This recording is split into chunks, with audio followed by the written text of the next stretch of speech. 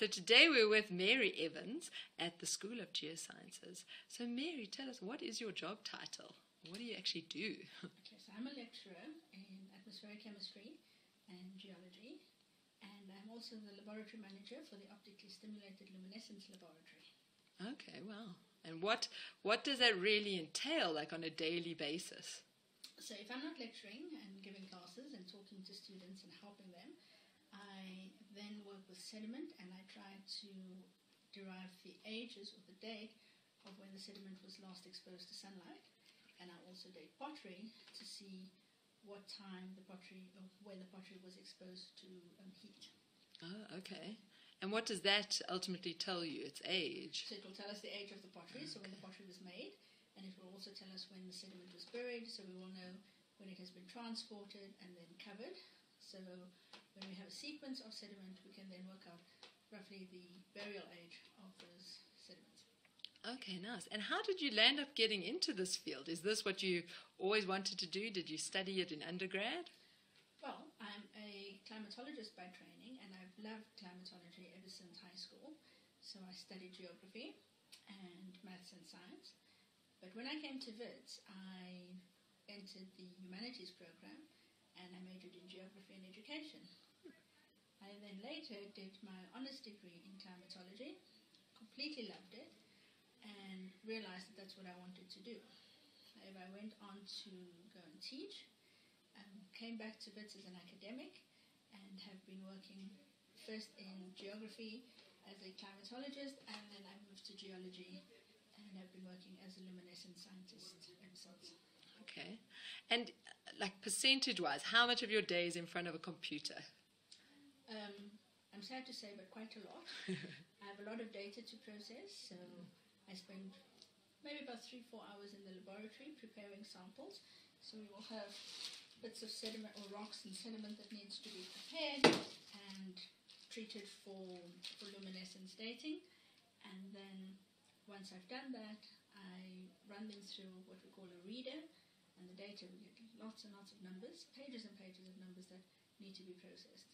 The processing is quite quick because we use the computer, but the thinking around it takes a little bit of time. And how often do you go to the field to collect the samples? Now that's the most exciting part of the job. So I do field work both for my own research. We take students out to go and do their training, and then I do the field work for the laboratories.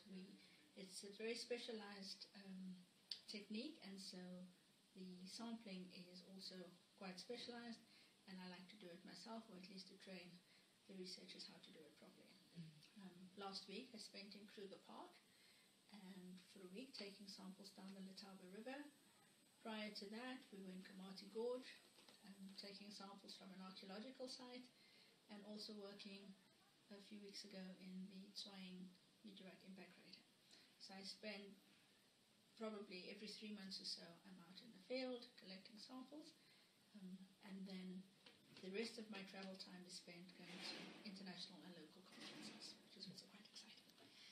And internationally, where's your favorite place you've been? Or is that a hard one? Oh, that is a very hard one, because Denmark is, I training for luminescence dating in Denmark, so I'd have to say Roskilde and Copenhagen, my favorite cities.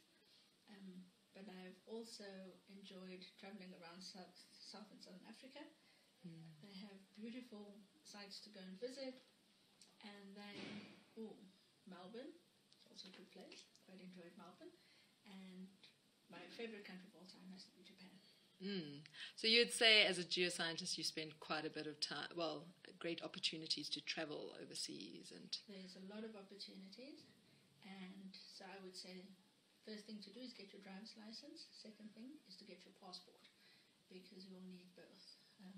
A lot of the sites that we visit are quite remote, so you need to get access to them, and then you have to present your work. Once you've worked out the data and you've told the story of the geology or whatever you're working on, you then have to tell others about it, and you have to present at international conferences where other researchers or experts in the field will give you comment and help you to develop, both as a scientist and in your own specialty.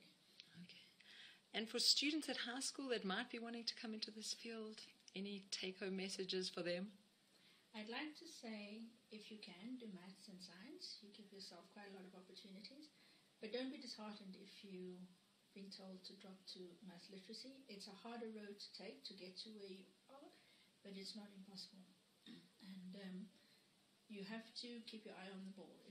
If it is that you want to be a scientist, and especially a geographer or an earth scientist, geologist, you can get there. You just need to work hard, and you need to really, really want to. Most of it is a passion, and then the rest we will help you to develop the knowledge and the capacity to do the work. Okay, great. Thank you. Well, thank you for sharing with us today and being our guinea pig on this video project. Next time we need a video of you in the laboratory working on the laser, if we're allowed in there, so we can see what you do. Absolutely. I spend most of my time in the darkroom. With digital cameras now, we don't have many darkrooms. So I work under red light conditions all the time. It's very interesting because you don't notice yourself getting hungry or tired because there's no sunlight. Oh, wow. Your body responds to those cues. And so I can spend, if I don't watch the time, I can spend 6, 8, 10 hours there. Wow. And it will feel like a few, 1 or 2 hours. So it's quite exciting. We'll have to come check it out. More than welcome. Thank you. Okay, thank you, Mary.